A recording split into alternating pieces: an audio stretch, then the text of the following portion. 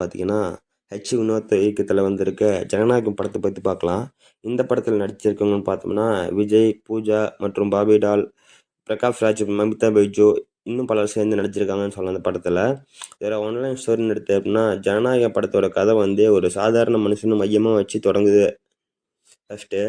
அதுக்கப்புறம் பார்த்தீங்கன்னா, சமூகத்துல நடக்கும் அநியாயங்களும், மக்களுக்கு எதிரா நடக்கும் அதிகார அநியாயங்களையும் பார்த்து அமைதியா இருக்க முடியாம, அவர்களுக்கு எதிரான குரல் கொடுக்கும் ஒரு மனிதன பயணத்துல இந்த கதையா எடுத்திருக்காங்க.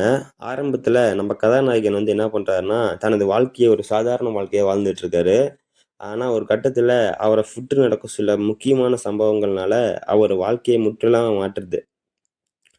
மக்களுக்காக குரல் கொடுக்க வேண்டிய சூழ்நிலைக்கு அவர் தள்ளப்படுறாரு. அதனால வந்து இந்த போர்ல வந்து இறங்குறாரு. அதிகாரம் மற்றும் அரசியல் பின்னணியில் இருக்கும் சில சக்திகள் அவருக்கு எதிராக நிற்கிறாங்க.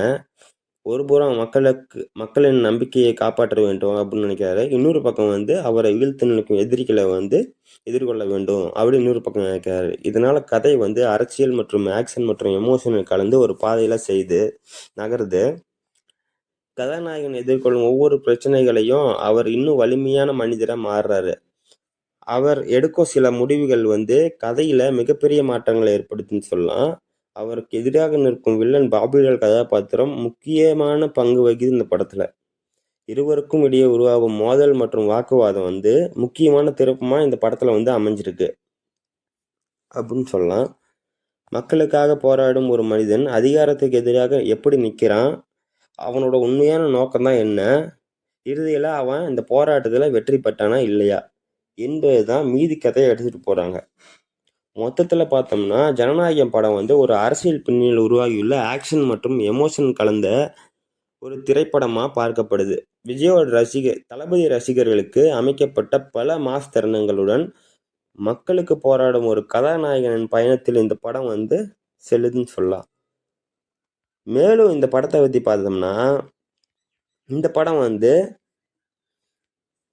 பேக்ரவுண்ட் மியூசிக்னு எடுத்துக்கிட்டோம்னா, இந்த படத்துல மாஸ் சீன்ஸ்ல இந்த பேக்ரவுண்ட் மியூசிக் நல்லபடியா இருந்திருக்கு.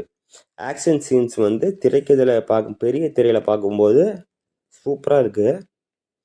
மேலும் வந்து இந்த படத்தோட ஸ்க்ரீன் பிளே இன்னும் கொஞ்சம் வேகமாகவும் டைட்டாகவும் இருந்திருக்கலாம் அப்படின்னு தான் பார்க்கும்போது தோணுது. ஆனால் படம் முழுவதும் பர்ஃபெக்ட்னு சொல்ல முடியாது. சில காட்சிகள் வந்து இன்னும் எதிர்பார்க்குற மாதிரி தான் இருந்துச்சு.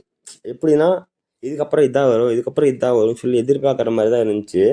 குறிப்பாக கதையில் சில பகுதிகளில் வந்து இன்னும் கொஞ்சம் ஸ்க்ரீன் பிளே ஸ்ட்ராங்காக இருந்திருக்கலாம் அப்படின்னு இருந்திருந்தா இந்த படம் இன்னும் சிறப்பாக இருந்திருக்கும். படம் சூப்பராக தான் இருக்குது, இன்னும் கொஞ்சம் சிறப்பாக இருந்திருக்கும்.